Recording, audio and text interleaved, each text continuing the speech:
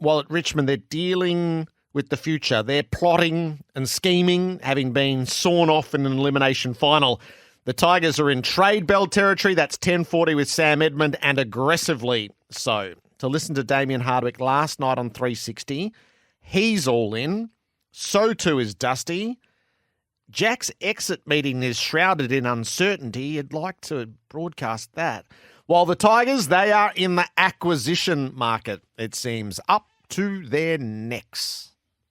The game was basically a reflection of our year. When we lost games, it was in that type of fashion, you know, the stoppage and the contest behind the ball. And we've got all the answers there. We've just got to execute them a little bit better. And some of that's through, you know, inexperience, but they all are going to take enormous experience out of it and grow from it. And that's the most exciting thing about it. You know, sometimes you lose a battle, but I think eventually there's a fair chance we'll win a war. No, I'm Richmond through and through. I love the challenge of where we're at now. We're really excited about the prospect of our players coming through and the possibility some players will bring in as well. So we probably underachieved this year, no question, but I'm also very, very excited about what Richmond has to offer in the future. Is Trent Cotchin going on?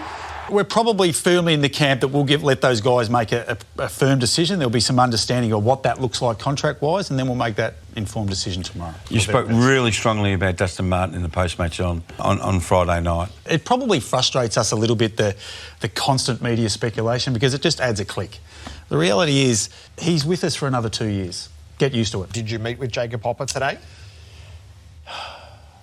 We did meet with Jacob Hopper today. It's not something that I feel overly comfortable about, but the fact of the matter is, you know, he's a quality player as well. Wants to come home, and we're hoping to facilitate that for him. Jack's done everything in his power to play what it is, and what we have to do is we've got a great understanding about where we're at now, but more importantly, where we need to take the club to move forward. And the jumper and the man in the jumper is important, but the jumper is the first and foremost thing we're thinking about when we're making decisions. So that is a business decision, but there's also the human element of what this guy means to us. So we'll sit down tomorrow, we'll make it a collective decision. There might be a collective argument along the way.